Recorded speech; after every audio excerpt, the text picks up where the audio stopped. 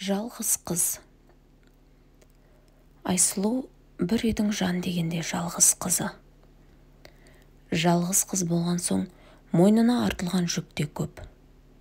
Неге екенін қайдам, жалғыз қыз деп өпектеп отырған ата-анасының үкілі үміті еңсесін басады да тұрады.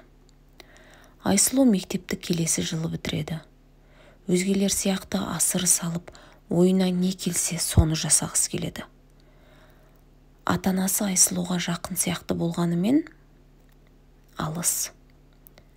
Өздері кеш үйленген соң Айсұлу үшін әке-шешеден гөрі ата-әжеге көбірек ұқсайды. Айсұлудың жаны еркіндікті қалайды. Тордағы тоты құс сияқты бұлқынса да іштен тынады. Әкешім, бүгін отырысқа барып келейінші деп сұрануға қақысы жоқ. Өйткені бұл сөз оған лайықты емес. Ата-анасы келімді-кетімді көп адамға Айсұлудың қандай тәртіпті, тәрбиелі екенін айтудан жалықпайды. Біздің Айкөштің оқудан қолы тимейді. Біздің Айкөштің қылтың-сылтыңы жоқ. Бір ізбен кіріп, бір ізбен шығады. Біздің Айкөш бетімізге қарап, бір ауыз қатты сөйлеген емес. Біздің Айкөштің кітап оқыған болып жатып, күн ұзақ сол бір жанды ойлайтынын олар білмейді. Тезірек мектепті бітіріп, көз көріп, құлақ естімеген алыс мекенге кеткісі келеді. Гауһар тастары жалт-жұлт еткен, шілтері ақ көйлек киіп, ертегі әлеміне топ ете түскенді армандайды. Үлде мен бүлдеге оранып, салтанатты сарай салып, сол сарайда сүйікті жанымен мәңгі бірге болсам дейді. Ол сарайда ата-анасына орын бар ма? Жоқ па? Ол жағы қиялында таласқа түсіп жатыр. Өйткені Айсұлудың ата-анасына өкпесі қара қазандай. Ескіріп, етек жапқалы бұнымен бір рет болсын санасқан емес. Тек өз қалауларын орындатып, сабаққа барғызады, сабақтан келгізеді, бұл жаны бар қуыршақ тәрізді. Мен неге? Гүлнұр сияқты кешкі отырыста бәрін өзіме қаратып билемеймін. Мен неге сүйікті жаныммен қол ұстатып жүре алмаймын? Айсұлудың жанын жегідей жейтін осы тектес сұрақтар. Бір күні таң сібірлеп атқанда Айсұлу төсегінен атып тұрды да, бәріне қолын бір-ақ сілтеді.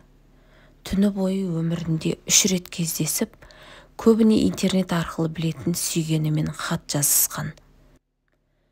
Бөлмесінің есігін ашып қараған анасы бұның ноутбукке телміріп отырғанын көріп, менің Айкөшім, менің айнам, менің құлыншағым, оқымыстым, болашағым деп айналып толғанып, есікті жаймен жауып шығып кеткен.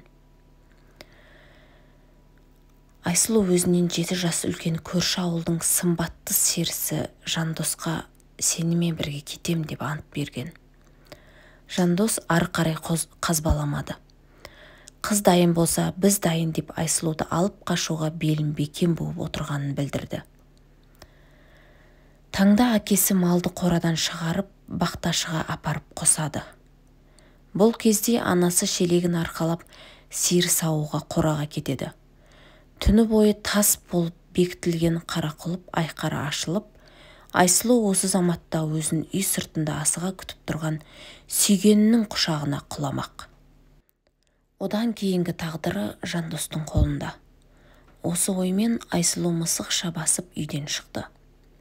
Жүрегі дүрсілдеп, алқымынан алып барады. Ақ білегіне оралған қолаң шашын кері қайырып, дымын шығармауға тырысып есіктен ентелей шықты.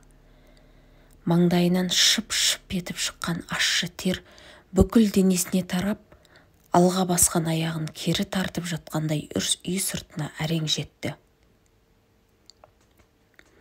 Мыңжылдық тарихы бар кәрі ағаштың қалқасына тұрған сары машинаны көрген бойда тұла бойы жеңілдеп сала берді.